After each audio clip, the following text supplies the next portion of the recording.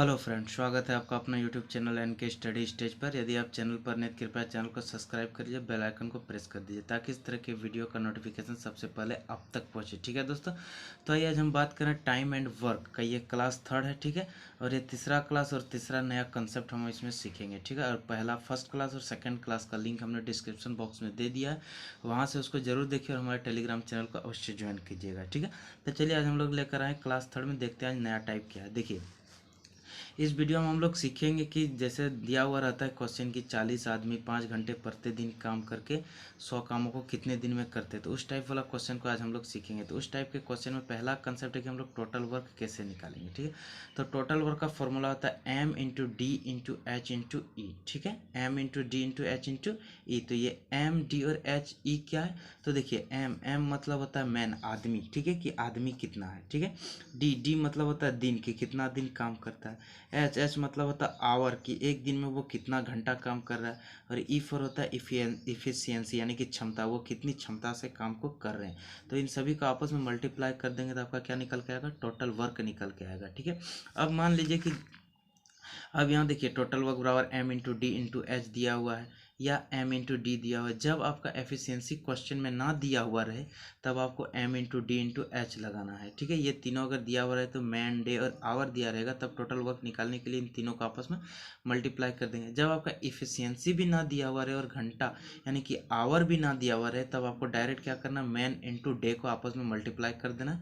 तो यहाँ से आपका निकल के आ जाएगा टोटल वर्क। ये था कंसेप्ट। ठीक है, अब आते हैं एक और इम्पोर्टेंट कंसेप्ट है जो एम आई है, एकदम मस्ट इम्पोर्टेंट कंसेप्ट। ठीक है, तो देखिए ये होता है वर्क, W1 मतलब होता है वर्क, कितना काम किया, और W2 मतलब होता है वर्क, ये भी कितना काम किया। इसमें अलग आदमी मिलकर कितना काम किया और इधर अलग आदमी मिलकर कितना काम कर रहा है, इसलिए हमने इसको लिया क्या, M1 into G1 into H1 बटे W1 बराबर M2 into D2 multiply H2 बटे W2। ठीक है, यहाँ एफिशिएंसी भी लिख सकते हैं, एफिशिएंसी क्वेश्चन में दिया हुआ है तो आप E1 से भी मल्टीप्लाई कर सकते हैं, दोनों तरह ना दिया हुआ है तो इतना ही आपको लेना है। ठीक है, तो आइए हम इस कंसेप्ट को समझेंगे क्वेश्चन के जरिए। ठीक है, तो चलिए शुरुआत करते हैं। तो हमारा पहला क्वेश्चन क्या है कि यदि 15 व्यक्ति को 10 एकड़ भूमि जोतने में 6 दिन लगते हैं तो 50 एकड़ को 10 दिनों में जोतने के लिए कितने व्यक्ति की आवश्यकता होगी। तो ये पहला आपको जो शुरुआत में स्टेटमेंट दिया उसको पहले हम लोग M1 से मानेंगे, तो 15 व्यक्ति थे, M1 का मान कितना है, तो हम लोग मान लेंगे 15। ठीक है, M1 का मान कितना है, तो हम लोग मान लेंगे 15। और 10 एकड़, एकड़ यहाँ दिया है जिसको W1 मानेंगे 10 एकड़। ठीक है, और डे कितना, तो डे D1 है हम लोग का 6। अब क्या दिया, एकड़, यहाँ फिर लिखेंगे हम लोग W2 कितना है, 50 एकड़, कितना दिन में, 10 दिन में। यहाँ D2 दिया हुआ 10 दिन, और निकलना क्या, आवश्यकता व्यक्ति, यानी कि हमको मैन M2 निकालना है। तो हमने कंसेप्ट यहाँ बता के रखा, M1 D1 इंटू H1 बटे W1 बराबर M2 D2 इंटू H2 बटे W2। तो वही कंसेप्ट हम लोग अप्लाई करेंगे। क्या था हम लोग का कंसेप्ट, तो देखिए हम लोग का कंसेप्ट था M1 D1 बटे W1। क्यों, क्योंकि यहाँ H दिया हुआ नहीं तो हम लोग सिंपल इतना ही लेंगे। फिर है जाके M2 इंटू D2 बटे W2। बस अब इसमें मान सब क्या कीजिए, पुटअप कर दीजिए। तो M1 का मान कितना है, 15 गुना D कितना है, 6, और कितना काम कर रहा है, तो 10 एकड़ जमीन को जोत रहा है। ठीक है, टोटल यहाँ M2 आपको निकालना है, तो M2 को M2 रहने दीजिए, मल्टीप्लाई डे कितना है 10 है, और वर्क कितना कर रहा है 50, तो 0 से 0 कट गया। इस 5 से अब इस 2 को काट दीजिए और 2 से इसको काट दीजिए 3 बार में, 15 तिया कितना हो गया 45। तो आपका जो आदमी की संख्या वो कितनी आवश्यकता है, तो 45 आदमी की आवश्यकता होगी इस काम को ख़त्म करने के लिए। तो आपका राइट आंसर हो जाएगा ऑप्शन ए, यहाँ से आप देख सकते हैं। ठीक है, बस यही करना था आपको। चलिए और क्वेश्चन हम लोग लेते हैं ताकि अच्छे से समझे, कंसेप्ट को आप ध्यान में रखिएगा, इसके बाद क्वेश्चन फटाफट बनेगा आपका। ठीक है, चलिए सेकंड नंबर क्वेश्चन क्या है, तो देखिए सेकंड नंबर क्वेश्चन दिया है कि 16 पुरुष प्रतिदिन 12 घंटे काम करते हुए किसी काम को 27 दिनों में पूरा करते हैं, तो प्रतिदिन कितने घंटे काम करते हुए 18 पुरुष उसी काम को 24 दिन में कर सकते थे। पहला क्या, हम M1 है 16 पुरुष, चलिए हम लोग सीधा लिखते हैं, कोई फॉर्मूला नहीं लिखें, डायरेक्ट बनाते हैं। M1 कितना घंटा, H का मान दिया है 12 इंटू कितना दिया 27 दिनों में, दिन कितना 27, बराबर कर देंगे इसको। W1 कुछ नहीं था, अब यहाँ 1 यूनिट मान सकते हैं अपने मन से, जब ना दिया हुआ है तो 1 यूनिट मानिए या ना भी मानिए तो चलेगा। ठीक है, अब देखिए कितने घंटे काम करते हुए 18 पुरुष, तो 18 गुना कितना दिन है 24 दिन, और क्या निकालना आपको H निकालना है।